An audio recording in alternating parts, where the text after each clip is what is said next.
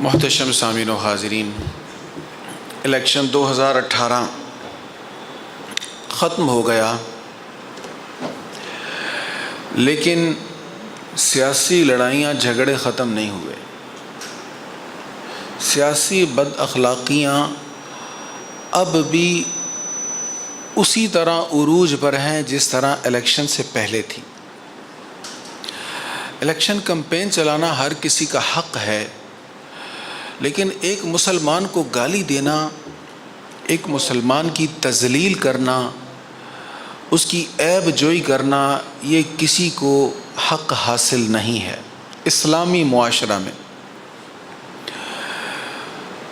حضور پرنور صلی اللہ تعالیٰ علیہ وآلہ وسلم ہر خطبہ نکاح میں تقریباً ایک آیت ضرور پڑھا کرتے تھے۔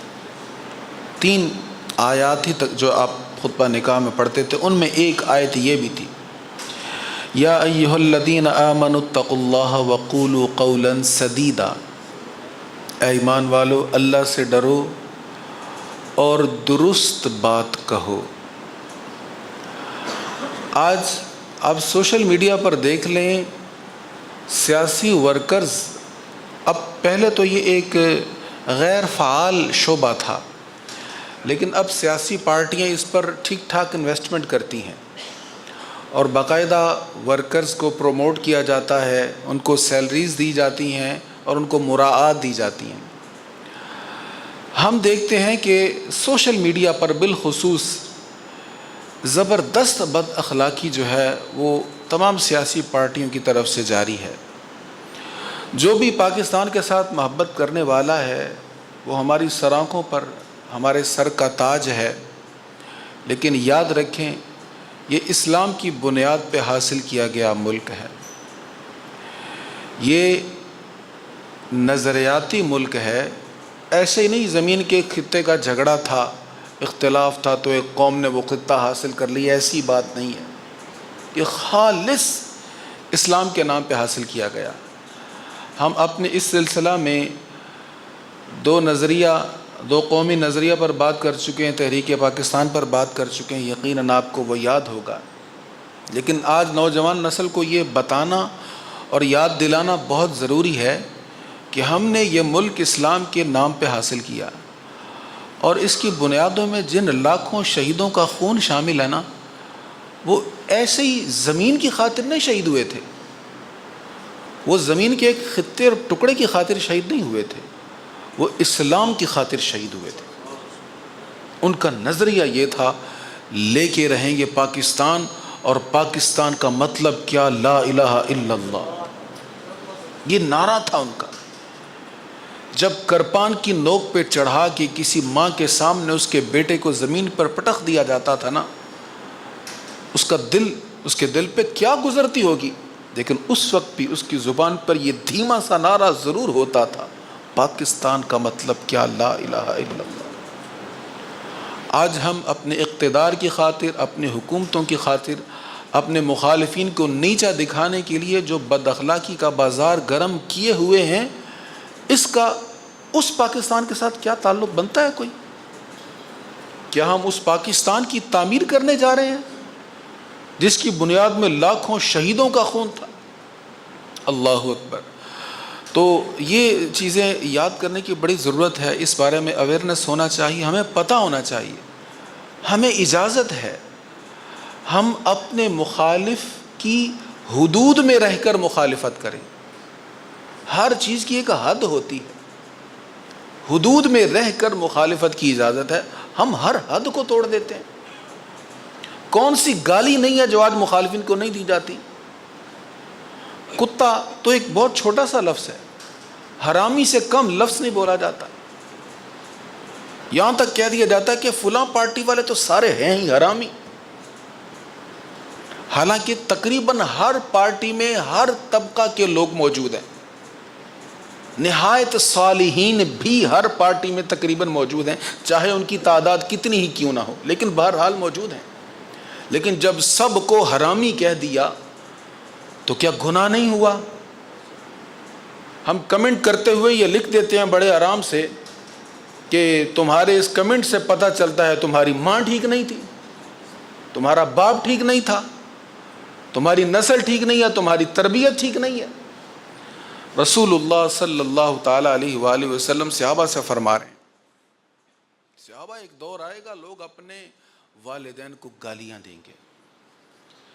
صحابہ نے کہا یا رسول اللہ، بھلا کوئی اپنے والدین کو گالی دے سکتا ہے؟ اپنے والدین کو کوئی گالی کیسے دے گا؟ نبی کریم علیہ السلام نے فرمایا وہ اس طرح ہوگا کہ وہ دوسرے کے والدین کو گالی دے گا تو بدلے میں وہ اس کے والدین کو گالی دے گا۔ اب جو اس کے والدین کو گالی پڑی، یہ اس گالی کے جواب میں پڑی جو اس نے اس کے والدین کو دی تھی۔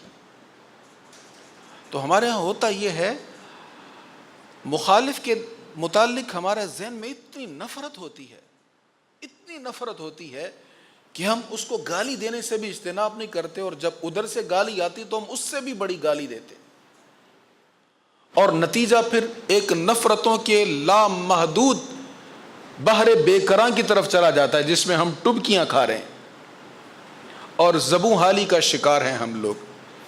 سوشل میڈیا دیکھ کر لگتا نہیں ہے کہ یہ ایک بااخلاق قوم ہے، یہ ایک ترقی یافتہ قوم ہے، یہ پڑھے لکھے لوگ ہیں، یہ تعلیم یافتہ لوگ ہیں؟ اس قدر غلیظ گفتگو ہماری ہوتی۔ دوسروں پر الزام لگانے کے معاملے میں عام طور پر یہ دیکھنے میں آتا ہے کہ ہم اپنے مخالفین پر وہ الزام لگاتے ہیں جس کے بارے میں ہمیں پتہ نہیں ہوتا، حالانکہ رسول اللہ صلی اللہ علیہ وسلم کی واضح حدیث ہے۔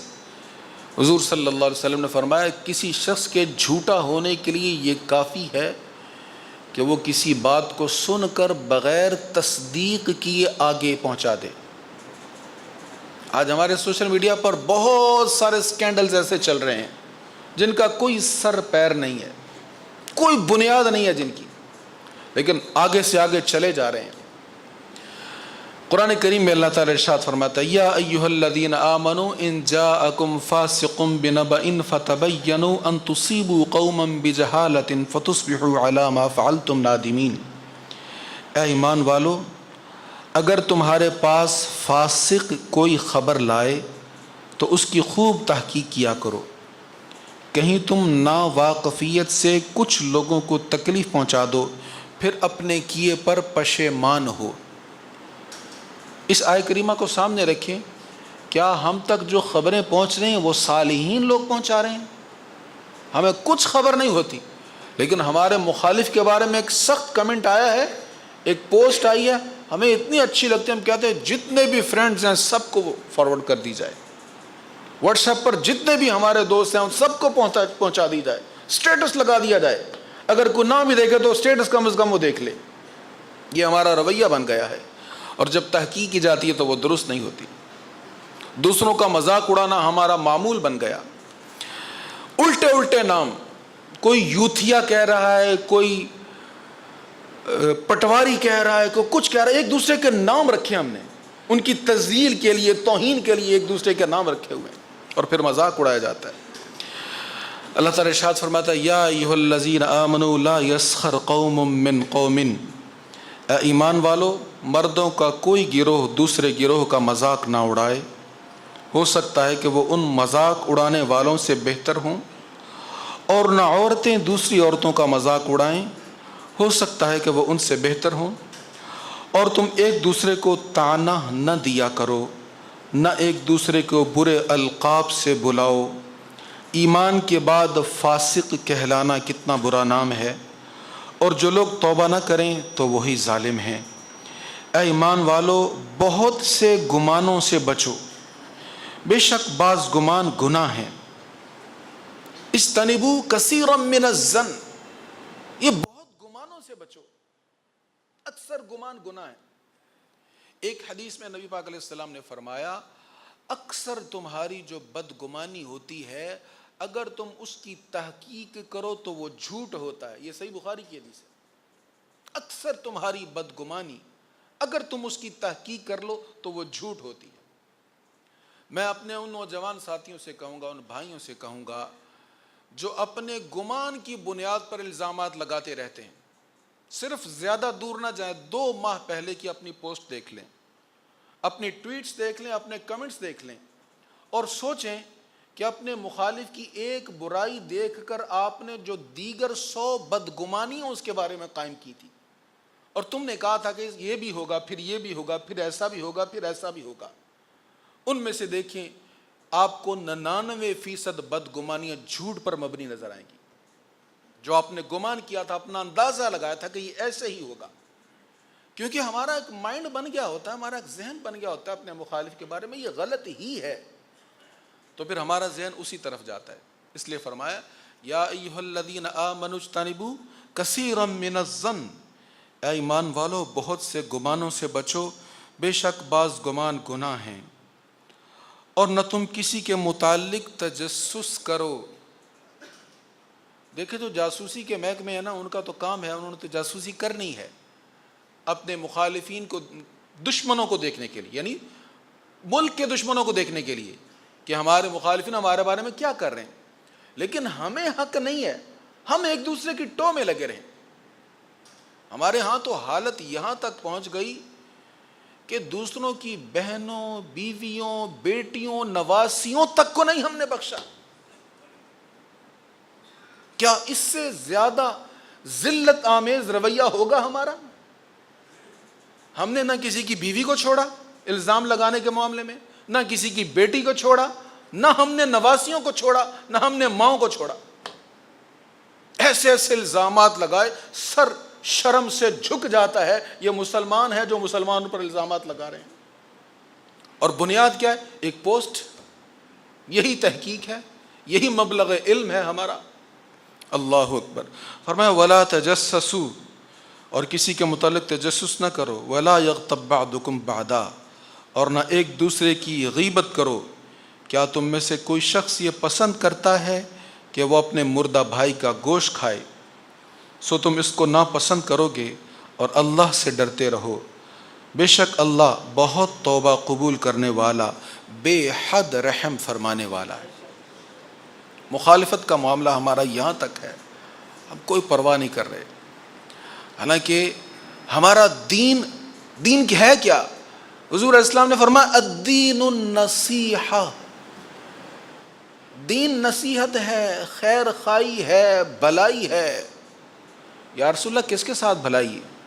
فرمایا اللہ کے ساتھ، کہ اس پر ایمان لاؤ، اس کے ساتھ کسی کو شریک نہ ٹھہراؤ، رسول اللہ کے ساتھ، نبی کے ساتھ اس پر ایمان لاؤ، اس کی کتابوں پر ایمان لاؤ، ائمۃ المسلمین کے ساتھ، اپنے ائمہ کے ساتھ وفا کرو، عامۃ المسلمین کے ساتھ، سارے مسلمانوں کے ساتھ بھلائی کرو، یہ دین ہے۔ اپنے مسلمان بھائی کے ساتھ بھلائی کرو، یہ دین ہے۔ دین تو ہمیں سکھاتا ہی بھلائی کا درس ہے، اور ہم لڑ رہے ہیں، اور لڑ بھی ان کی خاطر رہے ہیں۔ کبھی اس پر بھی غور کیجئے گا، میں کسی کی حمایت یا مخالفت نہیں کروں گا، یہ الحمدللہ اپنا ایک طریقہ ہے۔ لڑ ان کی خاطر رہے ہیں جنہوں نے جن کی مخالفت کر کے آپ سے ووٹ مانگے تھے، اب ان کی حمایت کے لیے سب باولے ہو رہے ہیں۔ میرا جملہ اگر کسی کو برا لگے تو برا نہ منائے گا، لیکن حقیقت یہی ہے، جس کی مخالفت کر کے ہم سے ووٹ مانگا گیا، آج ان سب کو اپنے گلے سے نہیں لگایا جا رہا۔ آج اقتدار کی دوڑ میں سب بے قرار نہیں ہیں کہ وہ ہمارے قریب آ جائیں، وہ ہمارے ساتھ مل جائیں، ہمیں مرکز میں آسانی ہو جائے، ہمیں پنجاب میں آسانی ہو جائے۔ تو جن کی خاطر ہم لڑ رہے ہیں وہ تو پھر آپس میں مل جاتے ہیں۔ بھائی بھائی سے لڑ رہا ہے، والد اپنی اولاد سے لڑ رہا ہے، بہن بھائی آپس میں لڑ رہے ہیں، دوست دوست سے لڑ رہے ہیں، بحث مباحثہ اتنے عروج پر پہنچتا ہے، اور وہاں پہ جا کے بحث ختم ہوتی ہے جہاں پہ محبت ٹوٹ جاتی ہے، محبتیں ختم ہو جاتی ہیں۔ جن کی خاطر لڑ لڑ کر ہم نے محبتیں کم کی، ان کا عالم یہ ہے وہ پھر اکٹھے ہیں، وہ پھر اپنے مفادات کی خاطر ایک ہو جاتے ہیں۔ تو ہمیں اس سے منع کیا گیا، رسول اللہ صلی اللہ تعالیٰ علیہ وآلہ وسلم نے اس سے منع کیا گیا۔ سرکار کریم صلی اللہ تعالیٰ علیہ وآلہ وسلم ایک دن بیٹھے ہوئے تھے، صحابہ سے خطبہ فرما رہے تھے، ارشادات فرما رہے تھے، اور حضور بتا رہے تھے کہ کون سے گناہ کبیرہ ہیں۔ یہ حضور صلی اللہ علیہ وسلم ارشاد فرما رہے تھے، حضور علیہ السلام نے گنوایا شرک گناہ کبیرہ ہے، فلاں فلاں گناہ کبیرہ ہے، چند گناہ کبیرہ آپ نے گنوائے، ٹیک لگائی ہوئی تھی سرکار کریم علیہ السلام نے، ٹیک لگائے گئے، ایک دم حضور آگے ہو گئے، ٹیک لگائی تھی، ریلیکس بیٹھ، ایک دم سیدھے ہو کر بیٹھ گئے، یعنی بات کو وزن ڈالنے کے لیے، توجہ دلانے کے لیے کہ اس معاملے کو تم معمولی نہ سمجھو۔ فرمایا وَقَوْلُ الزُّورِ وَشَهَادَةُ الزُّورِ، خبردار یہ بھی گناہ کبیرہ ہے، یہ بڑا گناہ ہے۔ حضور آگے بیٹھ گئے اور دہراتے رہے قول الزور شہادت الزور، الا قول الزور شہادت الزور۔ امام بخاری نے لکھا اس کو کہ خبردار جھوٹی بات کہنا اور جھوٹی گواہی دینا یہ بڑے گناہوں میں سے گناہ ہے۔ جھوٹی بات کہنا، جھوٹی گواہی دینا بڑے گناہوں میں سے گناہ ہے۔ صحابی کہتے ہیں حضور نے اتنی بار یہ بات کہی، چونک کر آگے ہو کر ہمیں خبردار کہہ کر اتنی بار یہ بات کہی کہ میرے دل میں خیال آئے کہ حضور اب بس کر دیں۔ حضور نے کافی ارشاد فرما دیا، اور ہم جھوٹی بات بھی کہہ رہے ہیں اور جھوٹی حمایت بھی کر رہے ہیں۔ ہم اپنے لیڈر کی اتنی حمایت کرتے ہیں، اتنی طرفداری کرتے ہیں کہ جو عیب ہمیں پتہ ہوتا ہے اس میں موجود ہے، ہم وہ بھی ماننے کے لیے تیار نہیں ہیں، ہم جھگڑ رہے ہوتے ہیں۔ الذین یجادلون فی آیات اللہ بغیر سلطان اتاہم، سورۃ المومن میں اللہ ارشاد فرماتا ہے جو لوگ بغیر کسی ایسی دلیل کے جو ان کے پاس آئی ہو جھگڑتے ہیں، اللہ کے نزدیک اور مومنوں کے نزدیک ایسا جھگڑا سخت غصہ کا موجب ہے۔ اللہ اسی طرح ہر جبار متکبر کے دل پر مہر لگا دیتا ہے۔ جھگڑ رہے ہیں، پتہ ہی نہیں ہے ہمیں، وہ خوبیاں بیان کر رہے ہیں جو کہیں نظر نہیں آتی۔